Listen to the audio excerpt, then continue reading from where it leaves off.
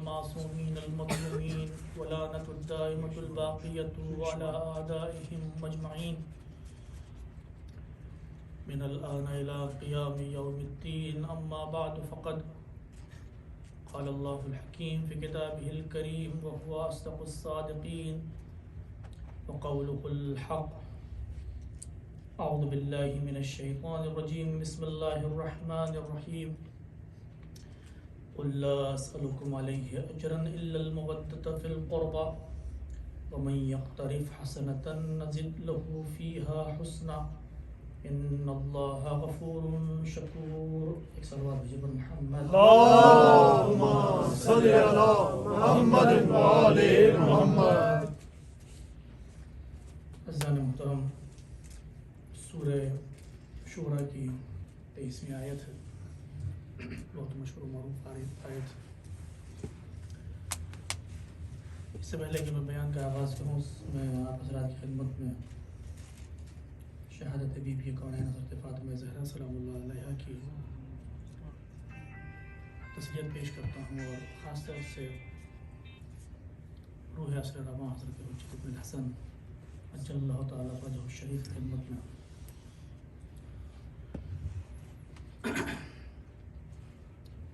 عزیزان محترم،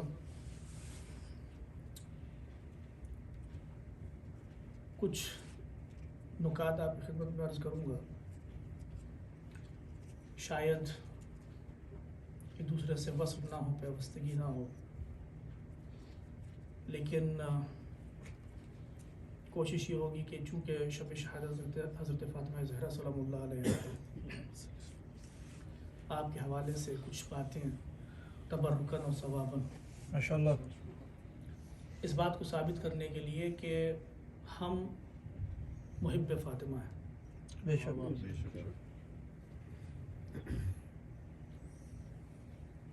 کیونکہ ضروری نہیں ہے کہ ہم مجلس میں یہ کہہ کے آئے کہ صاحب علم کے دروازے کھول دیے جائیں گے، جب ہم یہاں سے اٹھ کے جائیں گے تو پھر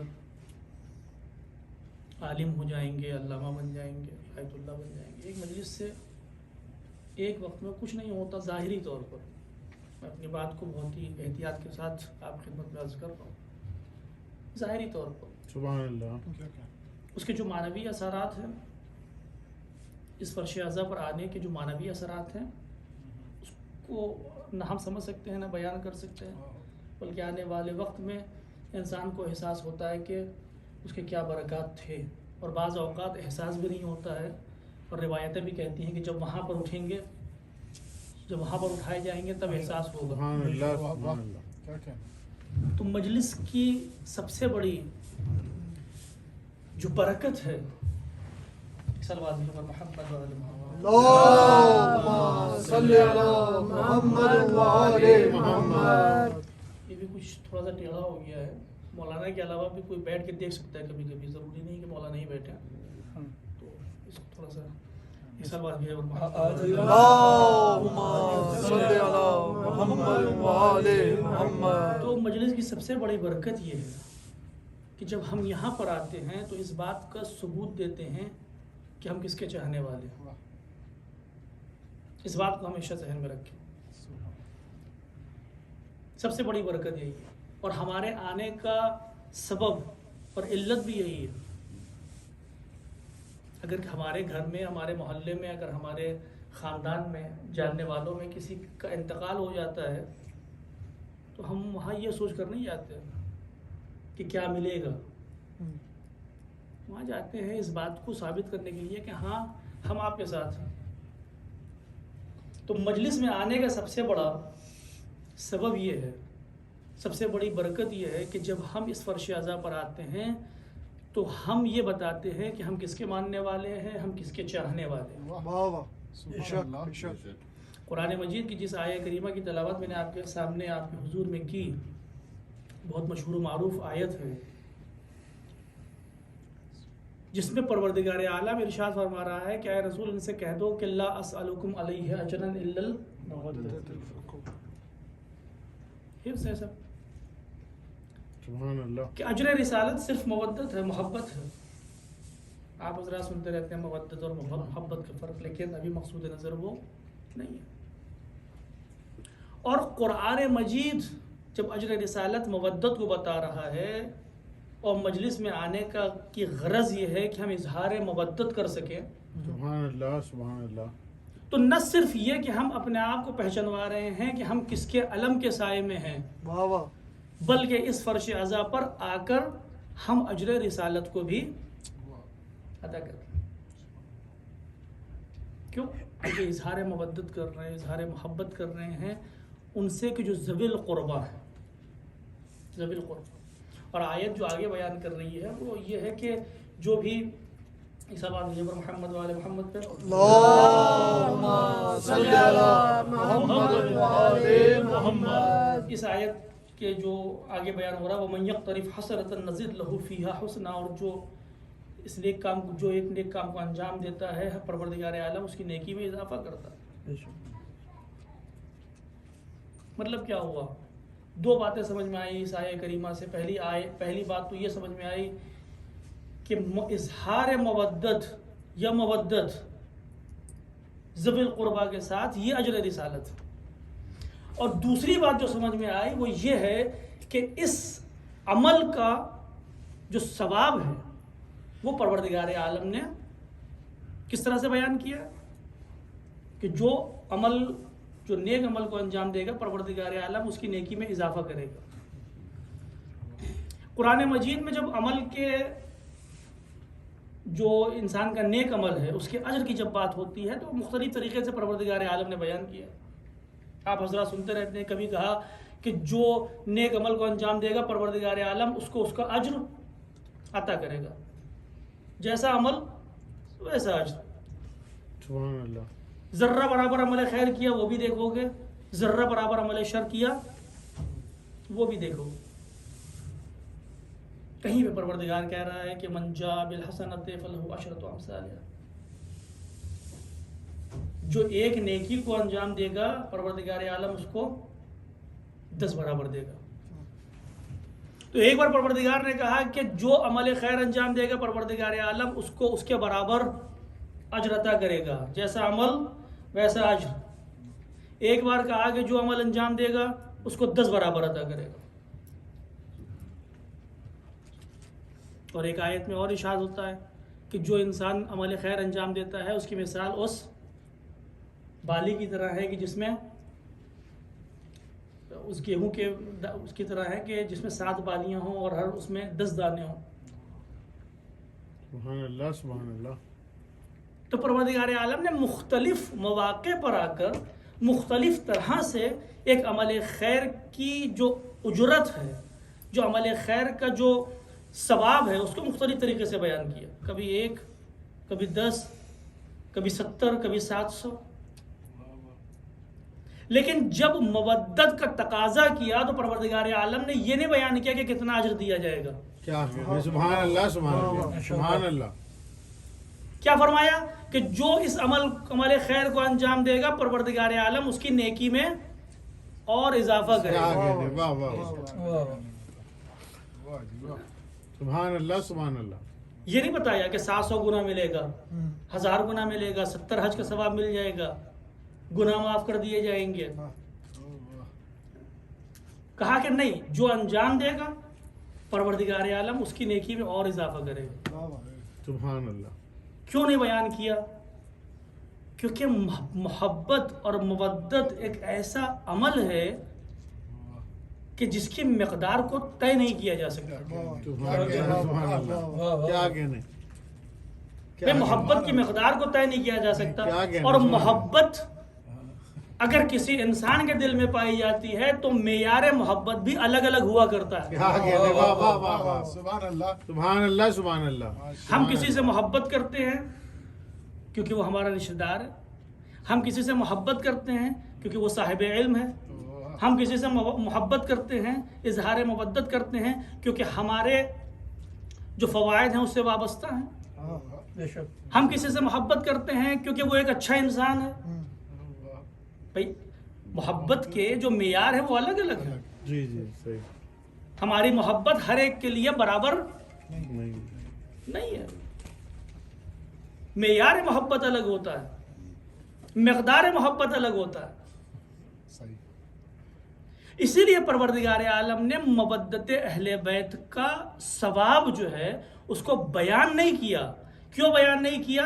کیونکہ جب مودت اور محبت کا معیار الگ الگ ہوتا ہے, اس کی مقدار الگ الگ ہوتی ہے, تو پروردگار عالم نے یہ ارشاد فرمایا کہ تم جس معیار کے ساتھ اہل بیت اطہار سے محبت کرو گے اس معیار کے مطابق ہم تمہیں اجر عطا کریں گے. اس معیار کے مطابق. اگر پروردگار عالم ایک فکس اجرت بتا دیتا کہ بھائی اگر اہل بیت اطہار سے ذوی القربہ سے محبت کرو گے تو پھر جنت کے فلاں درجے پر فائز ہوگے, فلاں درجے پر فائز ہوگے. اگر ایک ہی عمل کا ایک ہی ثواب بتا دیا جاتا تو جس نے اس عمل کو انجام دیا ہے وہ یہ کہتا ہوا نظر آتا کہ پروردگار انجام تو دیا تھا. اگر مودت اہل بیت کا ثواب ایک ہی ہوتا تو پھر میسم نہ ہوتے, سلمان نہ ہوتے, بوزر نہ ہوتے. بوزر و سلمان و میسم سب نماز پڑھنے والے ہیں, سب روزہ رکھنے والے ہیں,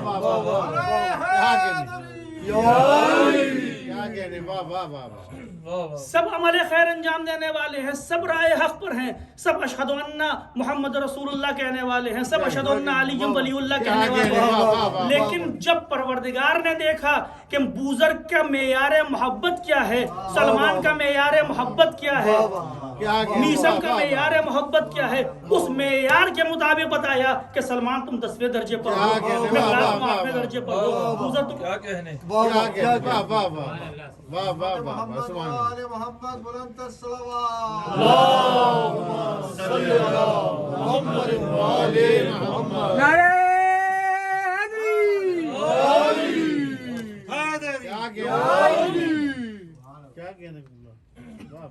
معیار محبت الگ ہو گیا. اگر معیار محبت کے عنوان اگر محبت کے معیار کے مطابق اجر نہ دیا جا رہا ہوتا تو کل ہم اور آپ بھی ہوتے. پروردگار محبت تو ہم نے بھی کی, تو سلمان 10ویں پہ کیوں ہیں, ہم کو بھی 10ویں پر ہونا چاہیے. سبحان اللہ. یہ دیکھو کہ معیار محبت کیا تھا. اگر علی سے محبت کی ہے تو کیوں کی ہے, اگر حسن و حسین سے محبت کی ہے تو کیوں کی ہے, اگر فاطمہ سے محبت کی ہے تو کیوں کی ہے. سبحان اللہ سبحان اللہ. اس لیے الگ کیا گیا. اور جناب فاطمہ زہرا سلام اللہ علیہ معجزہ ہے. ذات گرامی حضرت فاطمہ زہرا سلام اللہ علیہ صلی اللہ محمد وآل محمد. مسلمان کسی بات پر اتفاق نہیں کرتے عزیزان محترم. عجیب قوم ہے. لیکن یہ جناب فاطمہ زہرا کا معجزہ ہے کہ تاریخ اسلام میں شاید چنندہ شخصیتیں ایسی ہوں گی کہ جن کے اوپر تمام امت مسلمہ کا اتفاق نظر ہوگا. ایک عجیب کیفیت ہو گئی ہے. امت مسلمہ میں کوئی بھی فرقہ ایسا نہیں ہے کہ جناب فاطمہ زہرا سلام اللہ علیہ کی فضیلت کا منکر ہو. کوئی نہیں, کوئی بھی ایسا نہیں, سب متفق ہیں آپ کے اوپر. گویا جناب فاطمہ زہرا سلام اللہ علیہ نشان ایمان بن گئی. سبحان اللہ سبحان اللہ. معیار ایمان بن گئی. کیوں؟ بہت خوبصورت ہستی ہے جناب فاطمہ زہرا سلام اللہ علیہ کی. میں ایک اس سے پہلے کہ آگے بڑھوں ایک بات کی طرف اشارہ کرتا چلوں, آپ حضرات سنتے رہتے ہیں.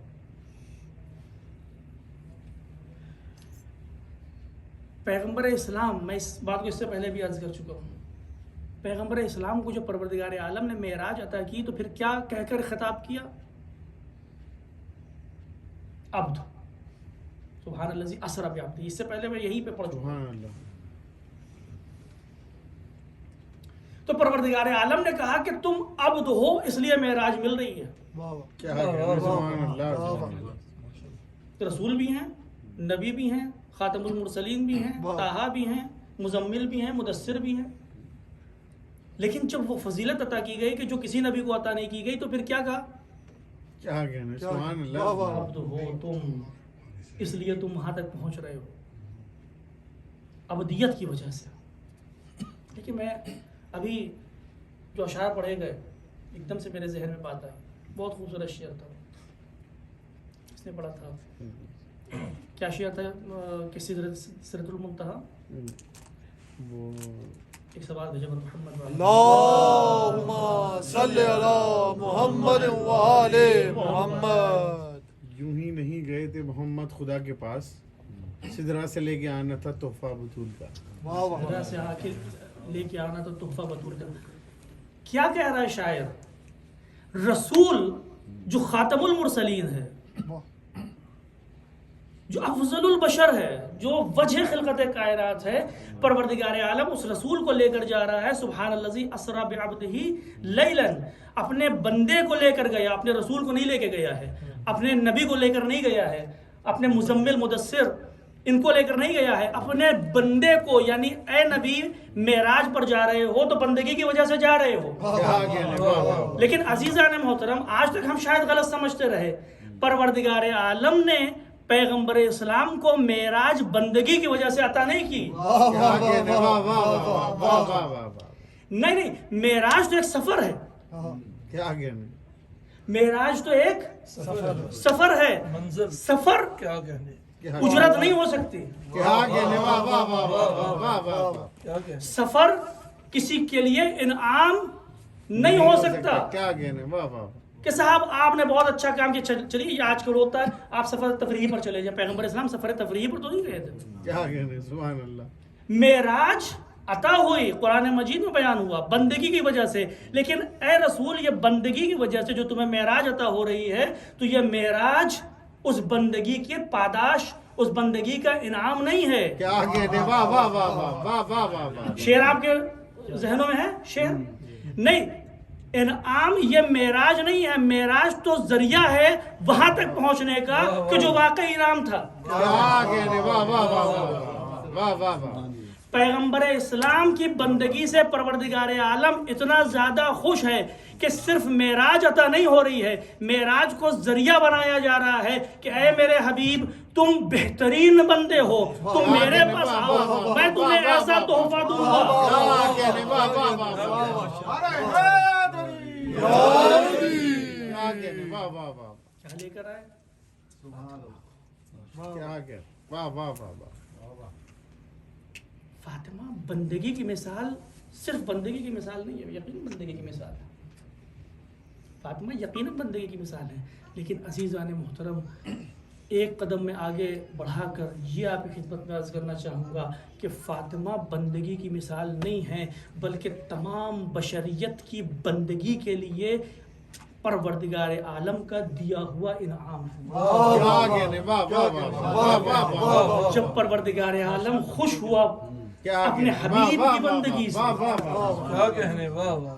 اپنے حبیب کی بندگی سے. ماشاء بھائی اللہ. پروردگار عالم نے حبیب کو رسالت عطا کر دی تھی، کیا کہنا، نبوت واہ عطا واہ کر دی واہ تھی. واہ واہ واہ واہ. سبحان اللہ. لیکن پیغمبر اسلام بندگی کی سب سے اعلیٰ مثال تھے. نبوت ان سے پہلے بھی لوگوں کو ملی، کیا کہنا، واہ امامت ان سے پہلے بھی لوگوں کو ملی، واہ واہ واہ واہ. سبحان اللہ. پروردگار عالم نے معجزات ان سے پہلے بھی دیگر انبیاء کو عطا کیے. لیکن پیغمبر اسلام کی بندگی لامثال تھی. کیا کہنا، واہ واہ واہ واہ. تو پروردگار عالم نے کہا کہ ایسا تحفہ دے کہ جو بے مثال ہو. کیا کہنا، واہ واہ واہ. سبحان اللہ. فاطمہ صرف مثال بندگی نہیں ہے، نہیں، تمام بشریت کی بندگی کی، تمام بشریت کے کیے ہوئے سجدوں کی، تمام انبیاء و مرسلین کی روزوں نمازوں اور زکاتوں کی، ان تمام اعمال خیر کی اگر پروردگار عالم نے کسی کو بعنوان تحفہ الہی بھیجا کیا کہنے، واہ واہ واہ واہ. بے شک. تو وہ ذات گرامی فاطمہ زہرا. ذات گرامی فاطمہ زہرا. عزیزان محترم فاطمہ زہرا کی ذات گرامی عجیب. 14 معصومین میں ایک خاتون، 14 معصومین. میں نے کیا آپ کی خدمت میں عرض کیا، رسول سب سے افضل انسان، سب سے افضل بشر، بے شک بندگی کے آخری مقام پر، بے شک بے اسی شک وجہ سے تو عطا کیا گیا، معراج اسی وجہ سے تو عطا کی گئی، فاطمہ کو اسی وجہ سے تو عطا کیا گیا. سبحان اللہ بے شک. لیکن میں نے آپ کی خدمت میں عرض کیا کہ فاطمہ تحفہ الہی ہے انسانوں کے لیے، تحفہ الہی ہے بندوں کے لیے، تحفہ الہی ہے امت مسلمہ کے لیے. واہ واہ کیا کہنا. اور اگر میری بات پہ آپ کو یقین نہ آ رہا ہو تو پھر آپ دیکھ لیجئے، حدیث قصہ ابھی پڑھی گئی، آپ اس کو سنتے رہتے ہیں. کتنے انوار مقدسہ ہیں، کیا کہنا. کتنے انوار مقدسہ ہیں، 5 انوار مقدسہ ہیں. رسول ہیں، علی ہیں، حسن ہیں، حسین ہیں، فاطمہ ہیں. عزیزان محترم، 4 ایسی شخصیتیں ہیں کہ اگر ہم کائنات میں لسٹ بنائیں تو یہ 4 شخصیتیں سب سے ٹاپ پر جائیں گی. واہ واہ کیا بے شک بے شک افضل المرسلین وہاں پر ہے، افضل الاوصیاء وہاں پر ہے، واہ واہ واہ کیا کہنا. سردار جوانان جنت وہاں پر ہیں. کیا کہنا. واہ واہ واہ. لیکن جب فرشتوں نے پوچھا کون، کیا کہنے. واہ واہ واہ واہ واہ واہ واہ. سبحان اللہ. بھائی اپنے بندوں کو پہچانوا رہا ہے نا پروردگار، اپنے بندوں کو. کیا کہنے. یہ 5 شخصیتیں وہ ہیں کہ جو بندگی کی اعلیٰ مثال ہیں. واہ بے شک کیا کہنا. بے شک. وہاں پر رسول ہیں افضل المرسلین، اسلام کو لانے والے. وہاں پر علی ہیں افضل الاوصیاء، مشکل کشا، اسلام کو بچانے والے. وہاں پر حسن و حسین ہیں. واہ واہ کیا کہنے. واہ واہ واہ. تو خدا کو کیا چاہیے تھا؟ اب میں یہ کوئی واجب نہیں کر رہا ہوں خدا پہ، صرف بات کر رہا ہوں. تو ہونا کیا چاہیے تھا؟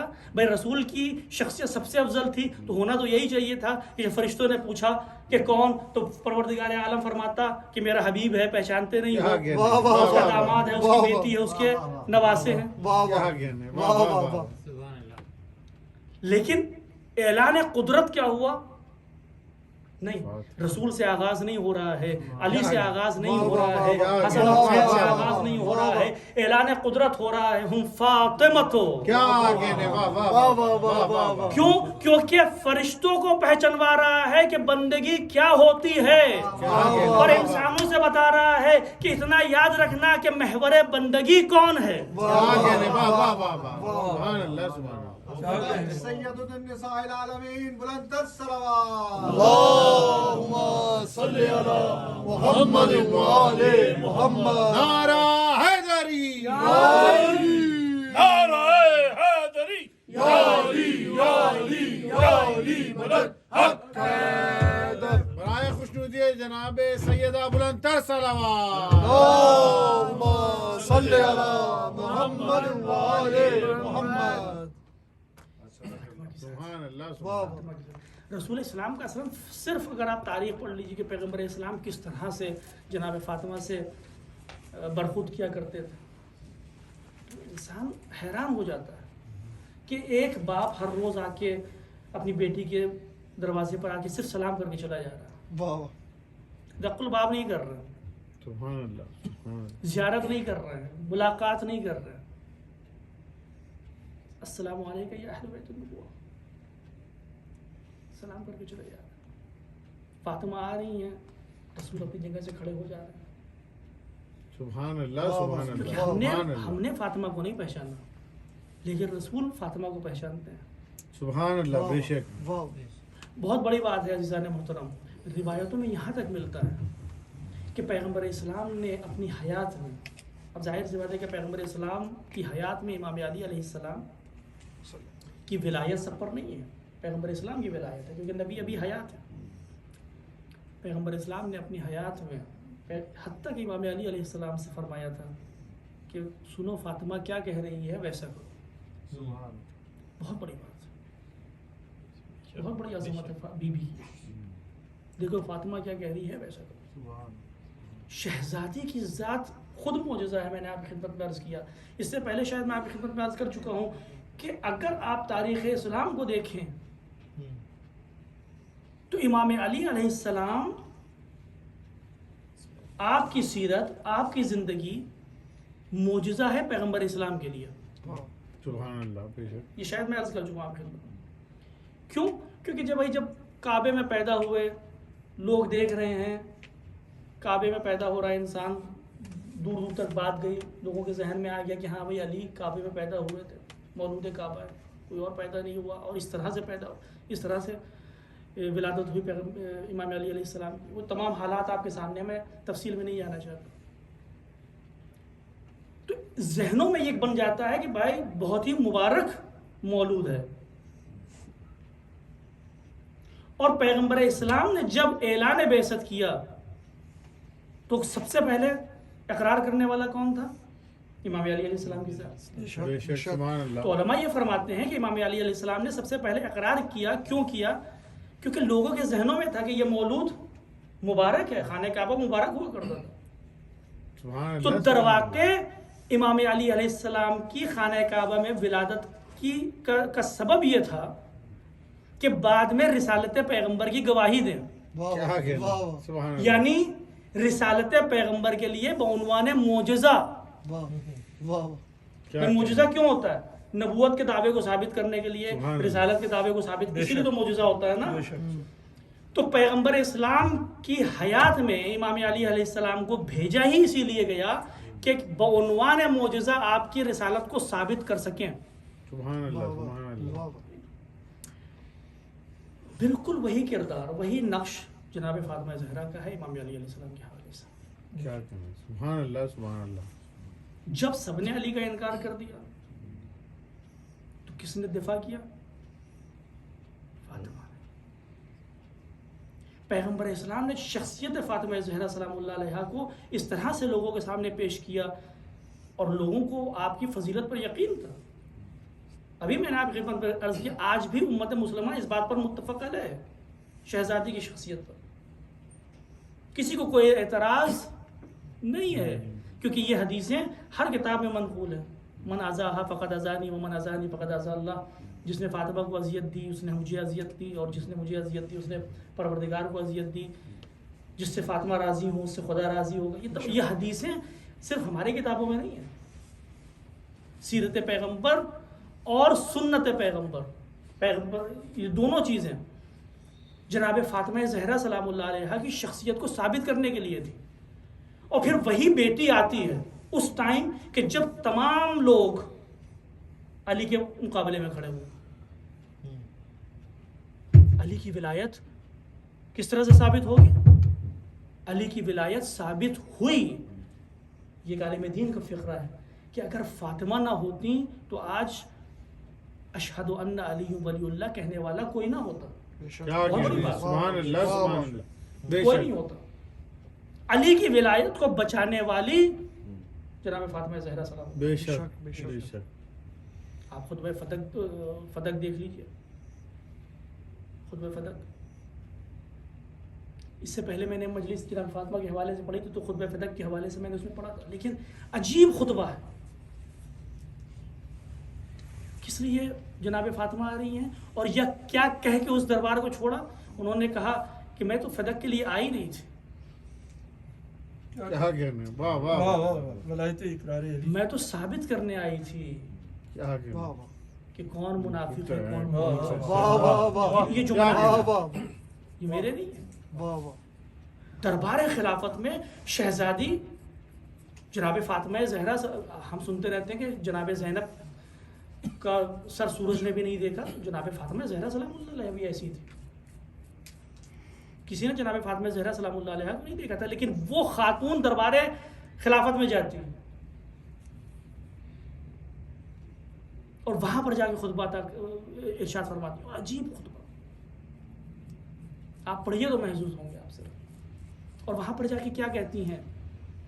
جب سامنے والا کہتا ہے کہ ہم نے تو پیغمبر اسلام کی حدیث سنی ہے، تو پھر آپ فرماتی ہیں کہ یہ کیسے ممکن ہے کہ سوائے تیرے اور تیرے کچھ حامیوں کا کسی نے یہ حدیث نہیں سنی.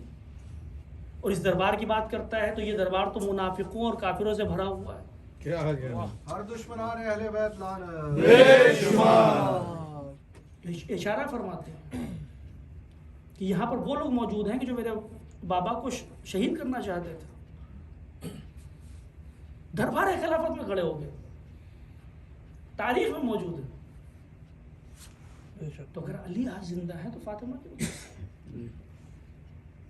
اگر پیغمبر اسلام نے فرمایا کہ 2 گرابہاں چیزیں چھوڑ کر جا رہا ہوں، کتاب اور عطرت، اہل بیت، پیغمبر اسلام کی رحلت کے بعد امام علی علیہ السلام مفسر قرآن تھے، اس میں کوئی شک نہیں ہے، لیکن عملی طور پر معاشرے میں مفسر قرآن اگر کوئی بن کر آیا تھا تو وہ فاطمہ زہرا تھی۔ سبحان اللہ۔ بی بی فاطمہ کے قاتلوں پر لعنت بے شمار، اور ان کے بغیر قرآن سمجھنا بھی ممکن نہیں ہے۔ بے شک۔ دیکھیے ایک بات مجھے یاد آ رہی ہے، ایک سلوات بھیجو پر محمد اللهم صل على محمد وعلى محمد۔ رائے صحت و سلامتی قبلہ مولانا بلند تر صلوات۔ اللهم صل على محمد وعلى محمد۔ مولانا وسیع حسن صاحب نے ارشاد فرمایا، یہ فرمایا تھا کہ تفسیر قرآن کے حوالے سے کہ بھائی ٹھیک ہے قرآن کافی ہو جاتا، لیکن کسی بھی متن کو سمجھنے کے لیے لہجے کا سمجھنا بہت ضروری ہوتا ہے۔ کیا حق ہے نہیں؟ لہجے کا سمجھنا بہت ضروری ہوتا ہے۔ تو انہوں نے مثال دی، وہ مثال مجھے پسند آئی تو میں آپ کی خدمت میں عرض کر رہا ہوں۔ بسم اللہ۔ انہوں نے کہا کہ آپ فرض کیجئے کہ ایک صاحب کی شادی ہوئی اور وہ اپنے سسرال میں گھر جمائی بن کر بیٹھ گئے، خدمت ہو رہی ہے، جانے کا نام ہی نہیں لے رہے۔ اچھا اب ہندوستان پاکستان میں بھائی دامادوں کی اتنی اہمیت ہوتی ہے، یہاں پر آ کے ہم وقت کھو دیتے ہیں، کیا حق ہے؟ وہاں پر تو ہے نا، تو کوئی جانے کو کہہ بھی نہیں رہا ہے، لیکن سب پریشان ہے کہ صاحب کئی مہینے ہو گئے، سال بھر گزر گیا، کوئی جانے کا نام ہی نہیں لے رہا۔ فرق کیا ہوتا ہے لہجے میں، جس کے لیے میں آپ کی خدمت میں یہ مثال پیش کر رہا ہوں کہ فرق کیا ہے لہجوں میں، اور کیوں ضروری ہے لہجوں کا سمجھنا کسی بھی کلام کی تفسیر کرنے کے لیے۔ تو آخر کار تان و تشنی سے تنگ آ کر گھر والوں نے تو کچھ نہیں کہا، لیکن محلے والوں نے کہا بھیا کب تک بیٹھے رہو گے، سینے پر مونگ ڈلتے رہو گے ہمیشہ۔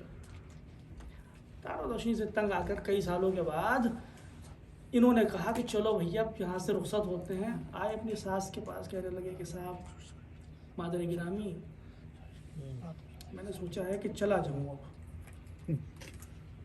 اب چلا جاؤں سالوں کی خدمت کے بعد۔ تو ساس نے کہا جائیے جائیے۔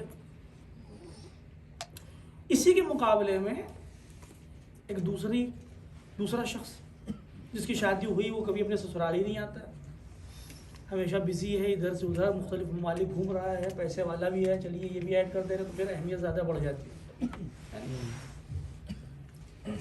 اب وہ کبھی اپنے سسرال نہیں آ رہا ہے۔ ایک بار کیا ہوا کہ وہ اسی شہر میں ہے اور اس کی فلائٹ لیٹ ہو گئی ہے، چھوٹ گئی ہے، اور اس نے کہا کہ چلو بھائی اپنی سسرال کی بھی دیدار کر لیتے ہیں۔ چلے آئے سسرال، کہا کہ بھئی ہم آ رہے ہیں، ان کے لیے خاطر و تواضع مختلف طرح کے کھانے بنائے گئے، سب کچھ۔ اب جو جتنی دیر کا اسٹے تھا 8-10 گھنٹے کا، اس کے لیے وہ آئے، ہر کوئی ان کے ساتھ موجود ہے، خدمت کے لیے حاضر ہے۔ اور جب 8-10 گھنٹے ختم ہوئے تو انہوں نے کہا کہ بھائی ساس سے دوبارہ کہا کہ بھائی اماں جان اجازت ہے، مجھے اب چلتا ہوں، میں جا رہا ہوں۔ یہاں پر بھی ساس نے کہا کہ جائیے، لفظ دونوں جگہ ایک ہے، جائیے۔ واہ واہ واہ۔ وہاں پر بھی ساس نے کہا تھا کہ جائیے، اور یہاں پر بھی ساس نے کہا تھا جائیے۔ لیکن فرق کیا ہے؟ فرق لہجے کا ہے۔ کیا حق ہے؟ واہ واہ واہ واہ۔ پہلے والے نے جو کئی سال رہے، جب ان سے ساس نے کہا تھا تو جائیے کے پیچھے بہت سے ایموشنز تھے کہ بھیا خدا کا شکر ہے، نکل جائیے، اب دفان ہوئی ہے، کتنے دن رہیے گا۔ اور دوسرے والے جائیے کے پیچھے الگ طرح کے تاثرات تھے کہ بہت بہت شکریہ، آپ تشریف لائے، دوبارہ آئیے گا، ابھی تو جائیے کیونکہ ہم روک نہیں سکتے آپ کو۔ کیا حق ہے؟ تو جائیے لفظ دونوں ایک ہی ہیں، لیکن جس لہجے میں وہ کہے گئے اس لہجے کی وجہ سے بات زیادہ سمجھ میں آتی ہے کہ پہلی بار جائیے سے مراد کیا تھا اور دوسری بار جائیے سے مراد کیا تھا. کیا کہنا واہ واہ اب عزیزان محترم، قرآن مجید ایک کتاب ہے. واہ واہ کیا کہنا قرآن مجید ایک کتاب ہے. اب ہمیں اگر اس کتاب کو سمجھنا ہے تو جائیے. بسم اللہ. اردو کا ایک لفظ ہے جائیے. واہ ہم بغیر لہجے کو سمجھے ہوئے اس کا حقیقی مطلب نہیں سمجھ سکتے. واہ واہ واہ واہ واہ قرآن مجید ایک کتاب ہے عربی زبان میں. واہ واہ عزیزان محترم، اگر قرآن مجید کو سمجھنا ہے تو یہ بھی ضروری ہے کہ ہم لہجہ قدرت کو بھی سمجھتے ہوں واہ واہ واہ واہ کیا کہ پروردگار عالم نے جب یہ کہا تو لہجہ کس طرح کا تھا. کیا کہنے واہ واہ واہ واہ. اب قرآن مجید میں تو کچھ آیتیں ایسی ہیں کہ جہاں پر لہجہ ہم کو سمجھ میں آ جاتا ہے پروردگار عالم کا، کہ ہاں بھائی پروردگار عالم نے کس لہجے میں یہ کہا ہوگا. مثال کے طور پر پیغمبر اسلام سے فرمایا یا ایھا المزمل قم اللیل الا قلیلا. کیا کہنے واہ واہ اے واہ. مزمل، رات میں کھڑے ہو لیکن کم کم اٹھا کرو، تھوڑا آرام بھی کیا کرو. کیا واہ واہ کہنے واہ. واہ واہ لہجہ واہ. کیسا ہے؟ لہجہ کیسا ہے؟ محبت آمیز. واہ واہ یعنی ہم جو تم کر رہے ہو اس کو ہم اپریشیٹ کر رہے ہیں، لیکن ہمیں تمہاری فکر ہے. رات میں کھڑے ہو، رات میں قیام کیا کرو، نمازیں پڑھا کرو، لیکن تھوڑا وقت آرام کے لیے بھی نکالو. لہجہ سمجھ میں آیا؟ واہ واہ کیوں؟ واہ. کیونکہ پروردگار عالم اپنے نبی سے کہ جو اس کا محبوب ہے واہ واہ کسی بھی طرح سے سخت لہجے میں گفتگو نہیں کرے گا. پروردگار عالم نے ارشاد فرمایا طٰہٰ ما انزلنا علیک القرآن لتشقی. ہم نے آپ پر قرآن اس لیے نازل نہیں کیا کہ آپ مشقت میں پڑ جائیں. لہجہ کیسا ہے؟ واہ محبت آمیز ہے. واہ واہ کیوں؟ کیونکہ سمجھ میں آتا ہے کہ نبی سے خطاب ہو رہا ہے. پروردگار عالم اپنے نبی کو چاہتا ہے واہ تو لہجہ اس کا محبت آمیز ہوگا. لیکن باقی کی آیتوں کے بارے میں کیا؟ قرآن مجید میں باقی کی آیتوں کے بارے میں کیا؟ ہمیں معلوم کرنا ہوگا ان لوگوں سے کہ جو لہجہ قدرت کو سمجھتے ہوں. کیا کہنے واہ واہ واہ. واہ. اب اگر قرآن میں پروردگار عالم ارشاد فرما رہا ہے کہ ثانیہ اثنین، شب ہجرت وہ دوسرا والا رویا، تو بھائی کچھ لوگ آئے جو لہجہ قدرت کو سمجھتے نہیں ہیں. کیا کہنے واہ واہ واہ. انہوں نے کہا کہ رسول اسلام کے بعد دوسری شخصیت کہا گیا. جب دوسری شخصیت کہا گیا تو ظاہر سی بات ہے کہ یہ تو عظمت کی بات ہے. اب ہمیں کیسے معلوم کہ یہاں پر دوسرا کہا جانا عظمت کا حامل ہے یا انسان کی عظیمت ہو رہی ہے. عظمت ہو رہی ہے؟ کیسے معلوم؟ ہمیں تو لہجہ قدرت سمجھ میں نہیں آیا. آپ کہہ رہے ہیں کہ ثانیہ اثنین کا مطلب یہ ہے کہ پروردگار عالم نے رسول کے بعد دوسری شخصیت کہا. ہو سکتا ہے پروردگار نے کہا ارے وہ جو دوسرا تھا، بزرگ ترین دوسرا ایک دو تین پوری ٹیم پہ لانا ہے. وہ جو دوسرا تھا. ہم آپ ہی کی بات کیوں مانیں؟ آپ کہہ رہے ہیں کہ عظمت کی بات ہے، پیغمبر اسلام کے بعد دوسرا کہا جانا. ہم کہہ رہے ہیں کہ نہیں، یہاں عظمت کی بات نہیں ہے، یہاں تو پروردگار عالم سخت لہجے میں کہہ رہے ہیں وہ جو دوسرا تھا رو رہا تھا. اونچی آواز میں. تو بھائی ایسا کرو کہ نہ ہماری نہ تمہاری، اس سے معلوم کرو کہ جو لہجہ قدرت سے آشنا ہو.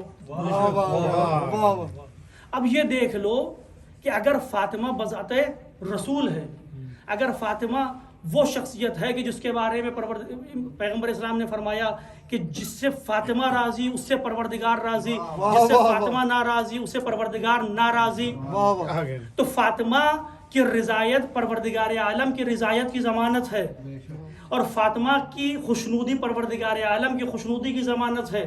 اب اگر تمہیں یہ دیکھنا ہے کہ ثانیہ اثنین میں یہ عظمت کا باعث ہے، یہ حزیمت کا باعث ہے، تو یہ دیکھو کہ فاطمہ نے ان کے ساتھ کیا کیا. اگر فاطمہ اس دنیا سے رخصت ہوتے ہوئے ان سے راضی تھی تو یہ صاحب عظمت ہیں. لیکن اگر فاطمہ اس دنیا سے رخصت ہوئے یہ کہتی ہیں کہ میرے جنازے میں شرکت نہ کرنے پائے، تو چاہے تو تذکرہ ہو. لیکن اس صاحب عظمت نہیں ہو سکتا، کیونکہ تم لہجہ قدرت کو نہیں جانتے، تم لہجہ قدرت کو نہیں جانتے۔ فاطمہ لہجہ قدرت کو جانتی ہے، اور یہ شاید میں اس سے بڑھ کر ایک بات آپ کی خدمت میں عرض کروں، شاید آپ مجھ سے متفق ہوں کہ فاطمہ صرف لہجہ قدرت کو جانتی نہیں ہے، تاریخ پڑھ لو، فضہ کے بارے میں ملتا ہے کہ لہجہ قرآن میں گفتگو کیا کرتی تھیں، لہجہ قرآن میں۔ تو فاطمہ صرف لہجہ قدرت سے آشنا نہیں ہے، فاطمہ چاہے تو کسی کی اس طرح سے تربیت بھی کر سکتی ہے کہ وہ اس بات پر مختار ہو جاتا ہے، قادر ہو جاتا ہے کہ جب چاہے لہجہ قرآن میں گفتگو کر سکے۔ فاطمہ اس بات پر قادر ہے، صرف لہجہ قدرت سے آشنا نہیں ہے۔ اسی لیے پیغمبر اسلام نے فرمایا کہ فاطمہ کی رضا اللہ کی رضا ہے، فاطمہ راضی ہے تو اللہ راضی ہے، فاطمہ ناراضی ہے تو پھر خدا ناراض ہے۔ ایک سب بات پر محمد والے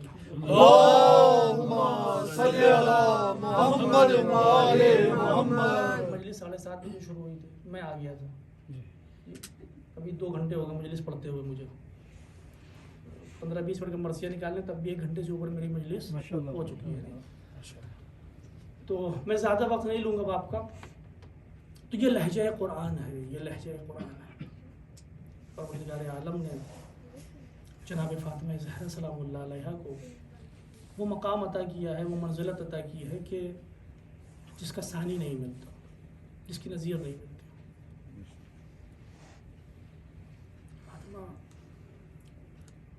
فاطمہ تو بذات منی، بہت بڑی بات ہے، بہت بڑی بات ہے کہ فاطمہ میرا ٹکڑا ہے، بظاہر رسالت ہے، بہت بڑی بات ہے۔ تو ہونا کیا چاہیے تھا کہ امت کو ایسی خاتون کو، میں نے عرض کیا نا کہ فاطمہ بندگی کا تحفہ ہے، پروردگار عالم نے جو عطا کیا ہے اپنے بندوں کو، اپنے بندوں کو۔ رسول کی حدیث ہے کہ پیغمبر اسلام نے امام حسن و امام حسین سے فرمایا، ایک سوال جب محمد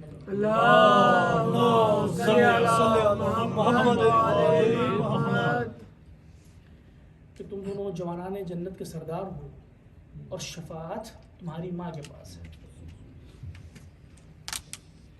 کیوں عرض کیا میں نے کہ فاطمہ تحفہ الہی ہے بندگی کے لیے؟ کہ فاطمہ ہی ہے کہ جو نجات کا باعث ہو، آتش جہنم سے بچانے والی کا نام فاطمہ ہے،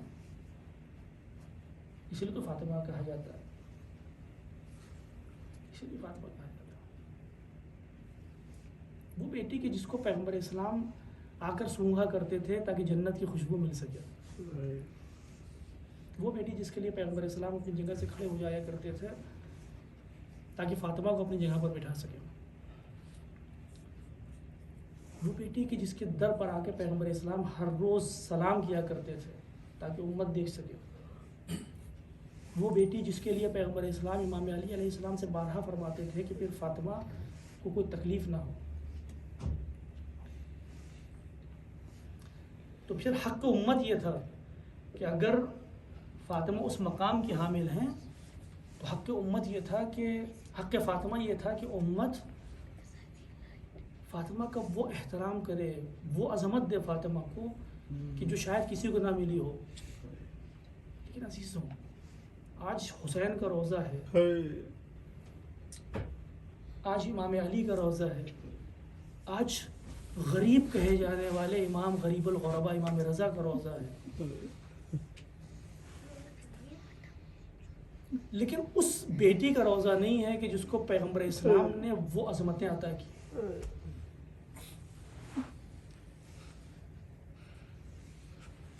شہید محسن نقوی کا شعر کتنا خوبصورت ہے کہ اس مہینے کا چاند مجھے اس لیے پسند ہے کہ صرف یہی چراغ ہے قبر فاطمہ کا۔ کتنی مظلوم ہے، کتنی مظلوم ہے۔ یہ بات میں اکثر عرض کرتا رہتا ہوں اور پھر ایک بار عرض کر رہا ہوں خدمت میں، 18 سال کی عمر میں ضعیف ہو جانا جب پیغمبر اسلام اس دنیا سے رخصت ہوئے تو فاطمہ جناب فاطمہ زہرا کے بال سفید نہیں تھے، بال سفید نہیں تھے، جوان ہوا کرتے تھے جناب فاطمہ، 18 سال کی ہوتے کیا، سیدھے چلا کرتی تھی، ایک آواز پر اصحاب آ جایا کرتے تھے جناب فاطمہ کے حضور میں۔ لیکن پیغمبر اسلام اس دنیا سے رخصت ہوئے، زیادہ تو عرصہ زندہ نہیں رہے، حیات نہیں رہی جناب فاطمہ، لیکن اس عرصے میں، اس مختصر سے عرصے میں تاریخ میں ملتا ہے کہ بال سفید ہو گئے، عصا کے سہارے سے چل رہی ہے، 18 سال کی عصا کے سہارے سے۔ قبلہ دن کتنے زندہ رہی اس کے بعد؟ 6 مہینے کی روایت ہے اور 3 مہینے کی روایت ہے، 3 مہینے کی، جی دونوں روایت، جتنا بھی مان لیا عصا کے سہارے سے 18 سال کی صحیح، مطلب کیا ستم ڈھائے گئے ہیں، کیا ستم ڈھائے گئے، وہ مظلومہ ہے، وہ مظلومہ ہے۔ اور اسی لیے میں آپ کی خدمت میں عرض کرتا چلوں کہ شہزادے کی ذات وہ ہے، اگر آپ کو کبھی بھی توسل کرنا ہو شہزادی کی ذات سے توسل کریں، امام زمانہ جل اللہ تعالیٰ فضل شریف کی حضور، کیونکہ شہزادی صرف امام حسن اور امام حسین کی والدہ نہیں ہے، ماں نہیں ہے، امامت کی ماں ہے۔ ہر امام کے دل میں وہی مقام ہے جناب فاطمہ کا، اور ہر امام جانتا ہے کہ کتنی مظلوم تھی میری ماں، ہر امام جانتا ہے۔ امام حسن کے بارے میں آپ سنتے ہیں، امام حسن علیہ السلام جب مدینہ کی گلیوں سے گزرا کرتے تھے اور قاتلین فاطمہ آتے ہوئے نظر آتے تھے تو امام حسن اپنا چہرہ، اپنا رخ گھما کر کھڑے ہو جایا کرتے تھے، رخ گھما کر کھڑے ہو جایا کرتے تھے۔ اور اگر شہزادی کے مقام کو آپ جانتے ہیں، اگر شہزادی کے لیے گریہ کر رہے ہیں، اگر شہزادی کی مظلومیت کو سمجھتے ہیں تو یقین جانیے کہ امام آپ کو دیکھ رہے ہیں۔ امام جعفر صادق علیہ السلام کی خدمت میں ایک صحابی آتا ہے اور آ کر بیٹھ جاتا ہے، بہت ہی پریشان حالت، امام غذا اس کو دیتے ہیں، کہتے ہیں کہ کھانا کھا لو، کہا کہ مولا میرا کھانا کھانے کو دل نہیں چاہتا، پوچھتے ہیں کہ کیا ہوا، اصحاب کا مجمع ہے، وہ صحابی آگے جب بیٹھتا ہے امام پوچھتے ہیں کہ خیریت تو ہے، کیا ہوا، بہت پریشان لگ رہے ہو، صحابی کہتا ہے امام مولا ابھی ایک واقعہ ہو گیا جس کی وجہ سے میرا دل اب یہ نہیں کرتا کہ کھانا کھاؤں یا پانی پیوں۔ کہا کہ کیا ہوا، کہا کہ میں نے ابھی دیکھا کہ ایک ضعیفہ تھی اپنے عصا کے سہارے چل رہی، اپنے عصا کے سہارے چل رہی تھی اور وہ گر جاتی ہے، اور جب گر جاتی ہے تو اس کی پسلی ٹوٹ جاتی ہے۔ جب پسلی ٹوٹتی ہے عزیز و مومنین کون ہوتے ہیں، مومنین کون ہوتے ہیں؟ جب مصیبت اپنے پر آتی ہے نا تو مومن اپنی مصیبت کو یاد نہیں کرتا ہے، اہل بیت کی مصیبت کو یاد کرتا ہے۔ وہ صحابی فرماتا ہے مولا جب وہ ضعیفہ گری، اس کی پسلی ٹوٹی تو اس کو اپنے درد کا احساس نہیں ہوا، اس کو آپ کی مادر گرامی کی یاد ہے۔ وہ اٹھتی ہے اور اٹھ کر کہتی ہے کہ خدا ان لوگوں پر لعنت کرے گی جنہوں نے فاطمہ کو قتل کیا۔ جب حکومت کے سپاہی اس بات کو سنتے ہیں تو پھر اس کا ایک ہاتھ پکڑ کر کھینچ کر دربار کی طرف لے جاتے ہیں۔ مجھے وہ منظر یاد آ گیا کہ جب آپ کی ماں فاطمہ، مولا میرا کھانے پینے میں دل نہیں لگتا ہے، امام نے یہ بات سنی، میں نے کیا کہا آپ کی خدمت میں، کیا عرض کیا کہ اگر آپ شہزادی کے عزادار ہیں تو یقین جانیے کہ امام آپ کو دیکھ رہے ہیں۔ امام نے جیسے ہی یہ گفتگو سنی کہتے ہیں بس اتنا کافی ہے، اب مجھے بھی کھانے پینے کی کوئی خواہش نہیں ہے، چلو آؤ پروردگار عالم کی بارگاہ میں چلتے ہیں، وہ میری ماں کی عزادار ہے، پہلے اس کو میں رہائی دلواؤں گا، لگاؤں گا کھانے کو۔ اتنا کہتے ہیں امام مسجد میں آتے ہیں، ایک مرتبہ مصلی بچھاتے ہیں، سر سجدہ خالق میں رکھ دیتے ہیں، پروردگار عالم ارے وہ مومنہ مشکل میں ہے، وہ مومنہ میری ماں کی عزادار ہے، اس کو رہائی عطا فرما۔ عزیزان محترم، تاریخ کہتی ہے کہ ایک صحابی امام کے سامنے، ایک صحابی جب امام کو حالت سجدہ میں دیکھتا ہے تو پھر دربار میں چلا جاتا ہے، یہ دیکھنے کے لیے کہ دربار میں کیا ہو رہا ہے، دربار میں کیا ہو رہا ہے۔ عزیزان محترم، دربار میں پہنچتا ہے، کیا بادشاہ دیکھتا ہے کہ ضعیفہ کو لایا گیا، سپاہیوں سے پوچھتا ہے حاکم کہ کیا خطا کی ہے اس ضعیفہ نے؟ سپاہیوں نے کہا کہ اس نے قاتلین فاطمہ پر لعنت کی ہے۔ عزیزان محترم، کوئی اور وقت ہوتا تو یقیناً اس کو اور سزا دی جاتی، لیکن میں نے کیا عرض کیا کہ جب عزادار فاطمہ ہیں تو امام کی نگاہ کرم آپ کے اوپر ہے، امام آپ کو دیکھ رہا ہے۔ یہ کیسے ممکن ہے کہ وقت کا امام وہاں سجدے میں موجود ہو اور اس کی رہائی کی دعا کر رہا ہو اور یہاں پر رہائی نہ ملے؟ بس عزیزوں، وہ صحابی کہتا ہے کہ ایک مرتبہ حاکم کا ذہن پلٹا اور اس نے کہا اس میں کیا قباحت ہے؟ ارے فاطمہ بذات رسول تھی، فاطمہ رسول کی لاڈلی تھی، اگر ان کے قاتلوں پر کوئی لعنت کرتا ہے تو پھر اس میں کوئی حرج نہیں ہے۔ عزیزان محترم رہائی دے دیتا ہے، لیکن ساتھ میں یہ بھی کہتا ہے کہ چونکہ تم نے اس کو گرفتار کیا ہے تو 200 درہم اس کو گرفتاری کے دو۔ جب 200 درہم اس کو دیے جاتے ہیں تو وہ لینے سے منع کر دیتی ہے، کہتی نہیں مجھے نہیں چاہیے۔ امام کی خدمت میں آتا ہے صحابی، عرض کرتا ہے کہ مولا ایسا ایسا واقعہ پیش آیا، وہ ضعیفہ نے مال لینے سے انکار کر دیا۔ ایک مرتبہ امام گریہ کرنا شروع کرتا ہے، کہتے تمہیں معلوم ہے کہ اس کو کتنی ضرورت تھی اس وقت؟ ایک مرتبہ ضعیفہ کو بلاتے ہیں، کہتے ہیں کہ تو نے پیسے کیوں نہیں لیے؟ فرماتی ہے کہ مولا فقر برداشت، بھوک برداشت، مر جانا برداشت، لیکن فاطمہ کے قاتلوں کی مدد برداشت نہیں۔ فاطمہ کے قاتلوں کی مدد برداشت نہیں ہے۔ عزیزان محترم، یہ وہ مومنین ہیں، یہ وہ صاحبان ایمان ہیں، یہ وہ عزادار فاطمہ ہیں کہ جن کے لیے امام منتظر ہوتا ہے، جن کے لیے امام دعا گو ہوتے ہیں۔ عزیزان محترم، ارے رسول کی لاڈلی ہے۔ میں کیا مصائب پڑھوں عزیزوں، آپ مصائب پڑھتے رہتے ہیں، میں کیا مصائب پڑھوں؟ بس اتنا سمجھ لیجئے کہ خود نام فاطمہ زہرا ایک مصیبت ہے، یہ مصائب کی صورت رکھتا ہے۔ اگر فاطمہ نام آ جائے تو انسان کے ذہن میں تمام چیزیں گھومنے لگتی ہیں۔ عزیزوں، وہ لاڈلی بیٹی کہ جس کے لیے رسول اپنی جگہ سے کھڑے ہوا کرتے تھے، اس لاڈلی بیٹی کے گھر کے دروازے پر لکڑیاں جمع کی جائیں، اس لاڈلی بیٹی کے گھر کے دروازے کو آگ لگائی جائے۔ ارے وہ فاطمہ کہ جس کے لیے رسول دعا کیا کرتے تھے، جس کے لیے رسول اپنی جگہ چھوڑ دیا کرتے تھے، ارے وہ فاطمہ جب علی کی حمایت کے لیے آگے آئے، ارے تو پھر تلوار کی میان سے فاطمہ پر وار کیا جائے۔ ارے 18 سال کی بیٹی ہے رسول کی، ارے وہ لاڈلی ہے کہ جو شافع محشر ہے، ارے وہ ہے کہ جس کو پروردگار عالم نے اپنے رسول کو ہدیتاً عطا کیا تھا۔ عزیزان محترم، وہ تمام مصیبتیں اپنی جگہ پر ہے، لیکن فاطمہ کا صبر کیا ہے؟ فاطمہ کا صبر کیا ہے؟ فاطمہ کا صبر یہ ہے عزیزوں، فاطمہ نے کبھی بھی کوئی مصیبت علی کے ساتھ بیان نہیں کی، علی کو کبھی بھی اپنی مصیبت کے بارے میں بیان نہیں کیا، کبھی بھی نہیں بتایا۔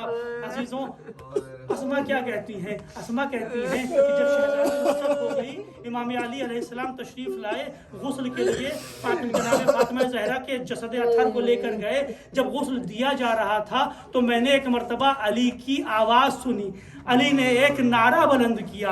ارے میں علی کے پاس گئی، اصحاب علی کے پاس گئے، مولا کیا ہوا؟ ارے علی زارو قطار گریہ کر رہے ہیں۔ ارے شہزادی کتنی صابرہ تھی، ارے علی کی حمایت میں جا رہی تھی جب دروازہ گرایا گیا، ارے علی کی حمایت میں جا رہی تھی جب پسلیاں ٹوٹی تھی، لیکن عزیزوں ارے شہادت کا وقت بھی آ گیا، لیکن فاطمہ نے علی کو نہ بتایا۔ علی نے کہا ارے کتنی صابرہ تھی، ارے پسلیاں ٹوٹی ہوئی تھی، آج تک مجھ سے نہیں بتایا، اب جب غسل دے رہا ہوں تب علی کو معلوم ہو رہا ہے کہ پیغمبر کی امانت اس طرح سے رخصت ہو رہی ہے۔ ہاں عزیزو، فاطمہ اس دنیا سے رخصت ہو گئی۔ شاید میں یہ کہہ سکوں کہ شہزادی آپ رخصت ہو گئی، لیکن آپ نے وصیتیں تو کر دی تھی، ارے آپ نے علی سے وصیتیں کر دی تھی۔ آپ کے جنازے میں دشمنوں نے شرکت نہیں کی، ارے علی آپ کے جنازے کو لے کر گئے، دفن کر دیا، لیکن آپ کے لال حسین سے پوچھئے۔ لیکن نہیں عزیزوں، میں یہ نہیں کہوں گا۔ کیوں نہیں کہوں گا؟ کیونکہ اگر میں نے ایسا کہا تو شاید آواز فاطمہ آئے، اے عزادار، تو یوں کیا کہہ رہا ہے؟ ارے میری مصیبت یہاں پر ختم نہیں ہوئی ہے، ارے فاطمہ کی مصیبت یہاں پر ختم نہیں ہوئی ہے، ارے فاطمہ تو اس وقت بھی میدان کربلا میں ہوگی کہ جب عباس کے بازو قلم ہو کر گریں گے. ارے فاطمہ تو اس وقت بھی میدان کربلا میں ہوگی جب اصغر کے گلے پر تیر لگے گا. ارے فاطمہ تو اس وقت بھی میدان کربلا میں ہو جب میرا حسین ارے گھوڑے سے گر رہا ہوگا. ارے میں اپنا دامن پھیلاؤں گی. اے میرے لال ارے ماں کی آغوش میں آ جا. الا لعنت اللہ علی القوم الظالمین سیعلم الذین ظلموا أی منقلب. حسین یا حسین یا حسین یا حسین یا حسین یا حسین یا حسین یا حسین یا حسین